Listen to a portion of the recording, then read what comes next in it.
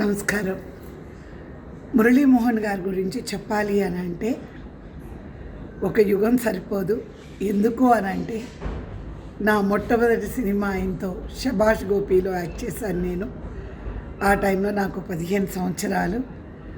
ఆ తర్వాత ఎన్నో సినిమాలు ఆయనతోని హీరోయిన్గా నటించడము, అలాగే రీఎంట్రీలో ఆయనకిద్దరు సినిమా ద్వారా మళ్ళీ మా ఇద్దరి కాంబినేషను స్టార్ట్ అయింది.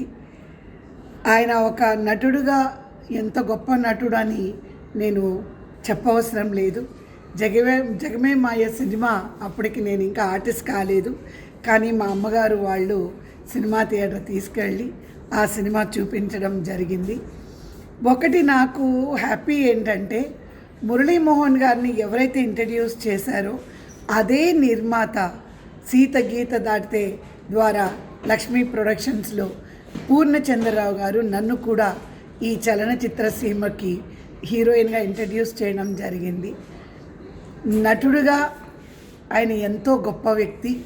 ఒక నిర్మాతగా ఇంకొక చరిత్రని సృష్టించిన మంచి నిర్మాత ఆయన.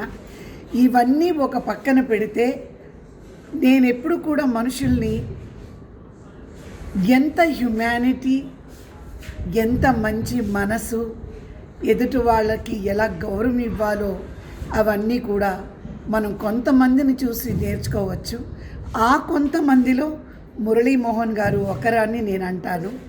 మేము రెగ్యులర్గా మాట్లాడుకోకపోవచ్చు లేదా కలవకపోవచ్చు, కానీ మురళీమోహన్ గారు అని అంటే నా మనసులోని ఎప్పటికీ ఒక ప్రత్యేకమైన స్థానం ఆయనకుంది. I really respect him a lot. ఆ భగవంతుడు ఆయనకి ఆరోగ్యాన్ని ప్రసాదించి ఆయన్ని చల్లగా ఎప్పుడు చూడాలని మనస్ఫూర్తిగా కోరుకుంటున్నాను. He is a great hero, producer, entrepreneur and a great human being. I wish him always all the best.